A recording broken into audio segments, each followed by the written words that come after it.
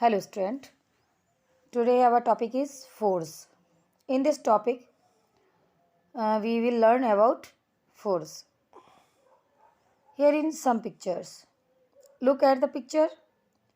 So shown below, a man is pushing his car. A child is pushing his toy. Another child is pushing the door.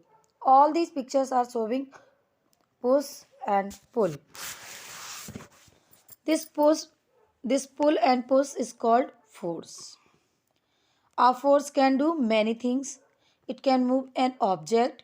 It can slow down or stop a moving object. It can change the shape of an object. The force that slow down a moving object is called um, friction. Frictions. When we move something by applying force, we do work. To do work, we need energy. We get this energy from the food we eat.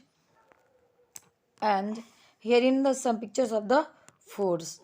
A man is pulling Almera, and a woman is pulling out the water from the well, and here in a man pulling a cart,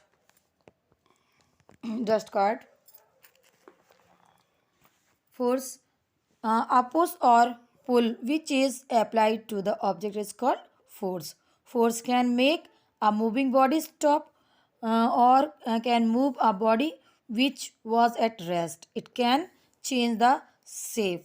Here in an example, if a player kicks a football played at the rest, it start to move in the direction of the free applied. So, when a force acts on an object that is not moving, it can cause the object to start moving. When we kick or throw something, we are pushing it. Many actions in daily life are pull, push. So, students, learn the force. Thank you, class.